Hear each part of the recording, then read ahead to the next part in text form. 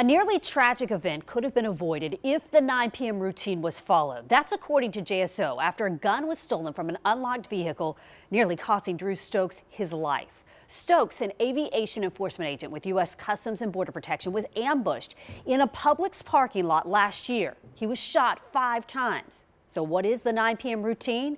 Well, this is the Jacksonville Sheriff's Office campaign to have all of your valuables, all your doors locked at 9 o'clock each night.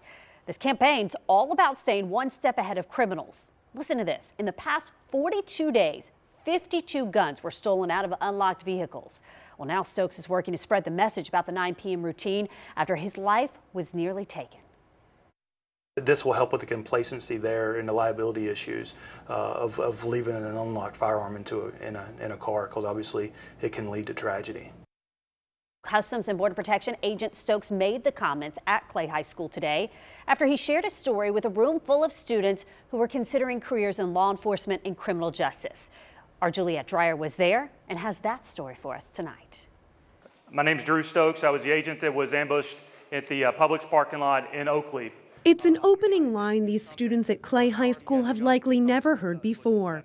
But Customs and Border Protection agent Drew Stokes is calm and casual. So I came out of this door right here. As he walks them through the day he was ambushed, shot 5 times in a Publix parking lot. These kids don't often get to meet somebody who's been shot in the line of duty and survived and recovered the way I have. The students are members of Clay High School's Academy of Criminal Justice, considering careers in law enforcement, military, or law. You guys can ask me any questions you like. I don't mind. Stokes revealed intimate new details about his brush with death, including that he saw visions of his grandmother and 2 co-workers who had passed away who told him, "We're not ready for you yet."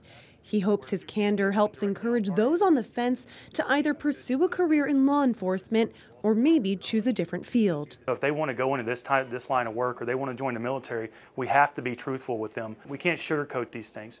We have to be able to tell them and treat them like young adults so they can make these decisions themselves. Senior Malin Nooney, who aspires to become a prosecutor, was in the audience. She's previously sat in with 911 dispatchers and plans to be one while in college. I've only ever heard one side of the story, but to hear the side of the victim and the law enforcement, to me, it was absolutely just humbling. Connor Davies, also a senior, wants to someday work for the FBI. He says Stokes' speech inspired him to continue his pursuit of law enforcement.